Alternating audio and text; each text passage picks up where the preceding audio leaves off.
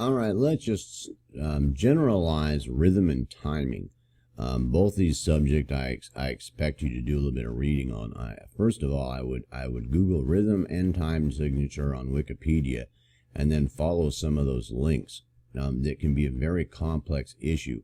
The basics of it are real easy to understand, but some of the applications and what you can do with it can be very complex. But we're just trying to get a generalized, I'm just putting out here a generalized understanding. Rhythm, a basic understanding, even here it's saying, a rhythm, a sequence in time repeated. So, it's that simple. And, you have a set amount of time that, you are going to create some type of a rhythm. And that's a real basic and simple understanding.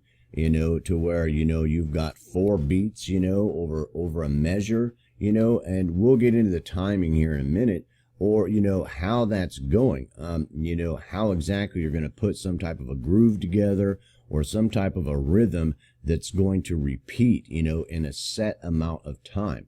And, that time can be, most of the time that you're probably dealing with, it's going to be very short periods of time. But it can be very long periods of time also. There's no set, that you have to have. It has to be 1 or 2 measures long, this rhythm, and that you've set up for that period of time. It can be 8 measures long or 12 measures long or however long you want it to be.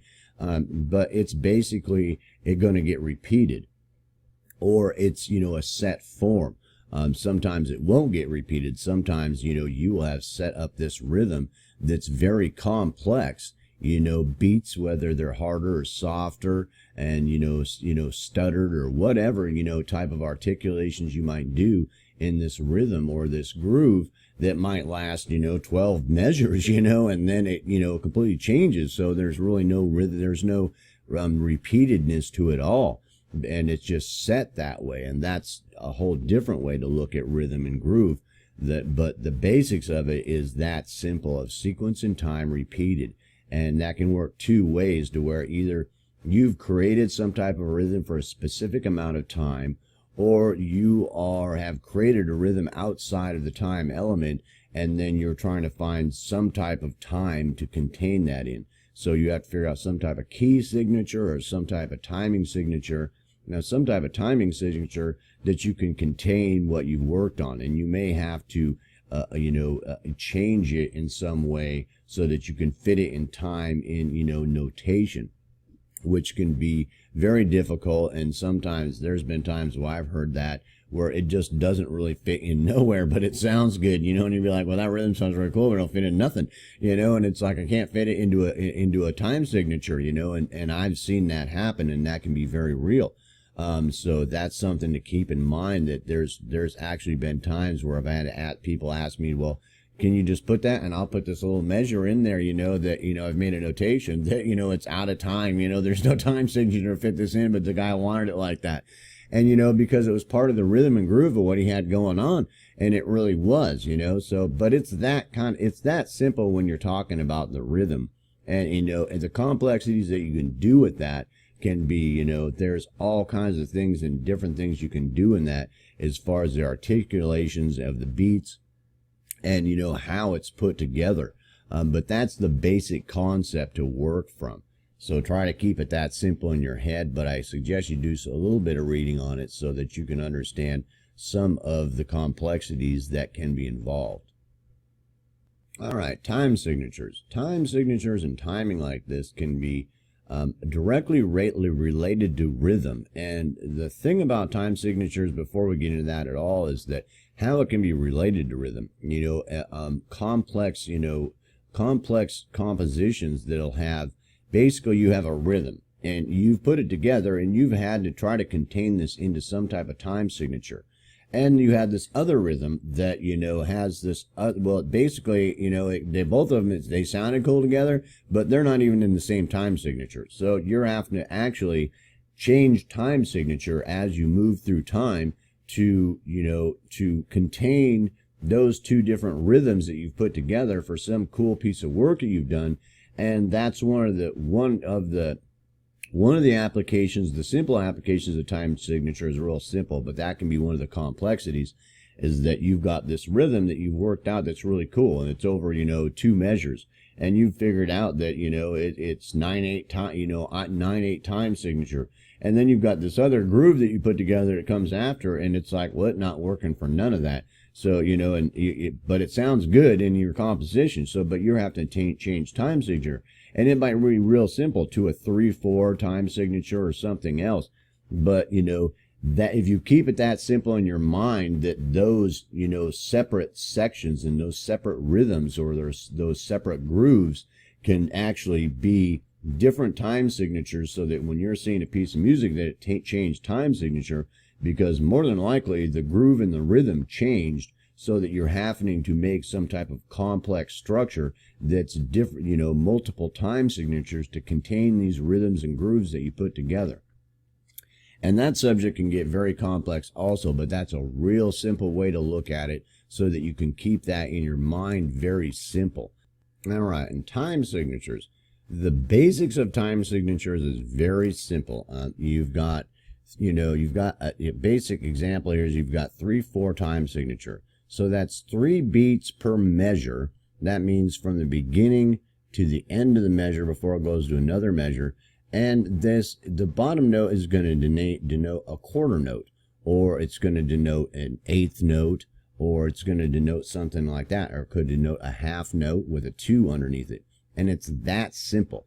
Don't let it get any more complicated in your mind than that. And the complexities normally aren't just the time signatures, no matter how complex or compound or what they are. It's that just being able to relate to it, so that, it's not just a standard 4/4, because that can be very complicated. Somebody who's not really, into some very unique time signatures might get lost if you throw a 9/8 time signature at them. I mean, they can very simply understand that there's 9 beats per measure, and 1/8 note gets 1 beat. The 8th note gets 1 beat, so that they're, and there's 9 of them per the measure. And that's where it can get kind of complex. And when you start doing what we had talked about before, was about mixing different time signatures, because of things that might be happening in the composition. But the basic concept is that simple.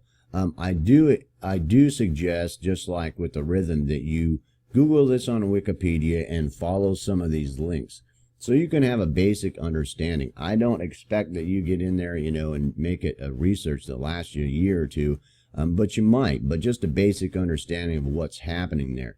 Because if you can break things down, no matter how complex the composition looks, or if you're having to record or mix something or master something, whatever you're doing in it, or if you're trying to help them produce or something, that, if you can just break it down into simple structures, and that are growing into more complex structures, that it'll be much simpler to look at. Just understanding that basic concept and not getting lost in the whole composition of what's going on, to where it just looks like it's just, complicated beyond comprehension.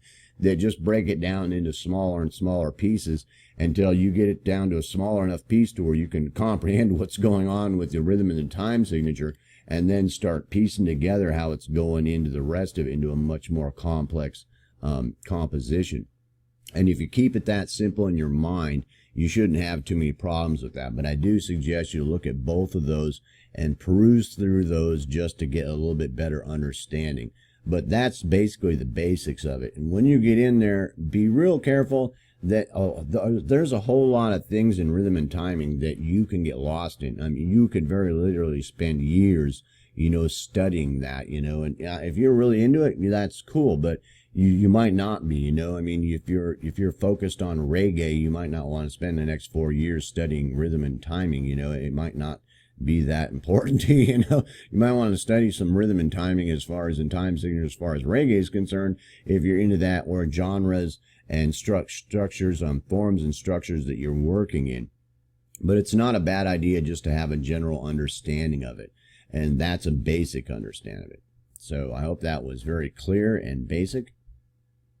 All right, the other thing we wanted to talk about is notes and their relation to time. And one of the things why I've laid it out here on the piano, because if you get out your piano and you open up your studio and get on a spectroscope, that you can really get an understanding of, what the relationship is. You've got middle C there, and, you know, as far as ranges and, you know, where the notes are, you know, in the spectrum.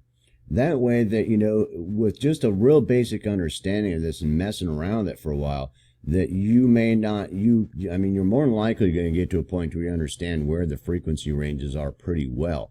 But, you know, this is where you start. Get on the piano and get out your spectroscope, and, you know, and just start at middle C and look at where you're at, you know, and look at octaves. You've got C to C. That's an octave. And look at the range, you know, in the lower spectrum and in the upper spectrum.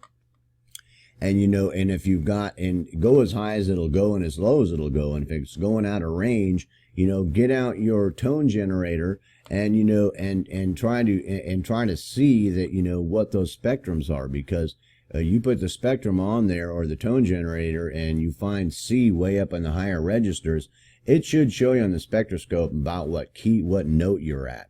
And, you know, and see how far the octaves are and, you know, the relations, you know, of what it looks like through your spectroscope. So you have a pretty good understanding, you know, when, you know, what ranges in octaves that you're looking at whenever you've got an instrument. Because a real prime example of that is that, you know, you've got, you know, ranges of different instruments, you know, and this is a real basic one, but, you know, I mean, the understanding of it, to understand, you know, kind of get an idea of what the ranges are on your instruments.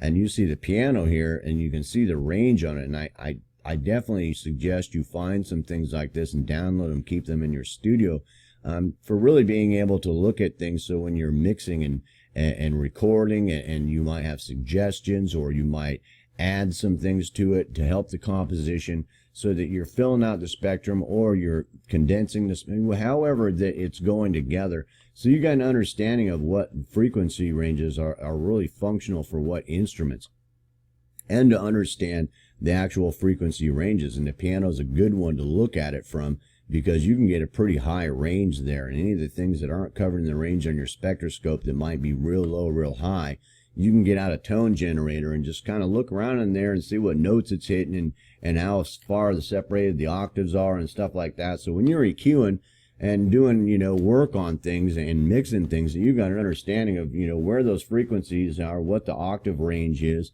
and, you know, how to address them better, so that, you know, you might, down in the lower end, you've got a really wide band on your EQ, but up on the higher end, you might really notch that EQ to a really sharp Q when you're trying to notch something or boost something, because of the, you know, how compact the frequency range is between one octave and another. And that's just a simple example.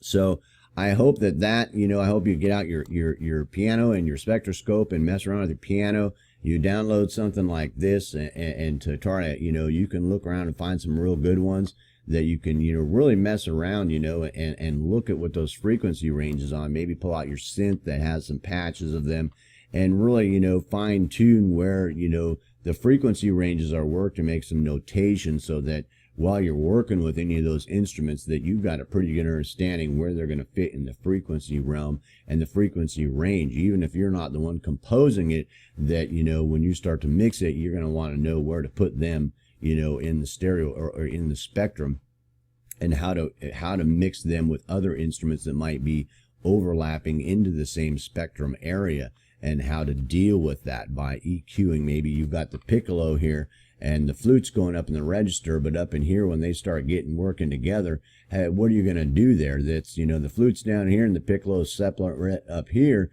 and so you don't have to worry about it too much. But when they start coming together, you might have to do some EQ work, and understand where they're overlapping and when they're not, because you might have to automate, you know, your EQ and things like that, and that can have a big impact on how you're panning it and setting up your stereo field and things like that, having a better understanding of where they sit in the spectrum.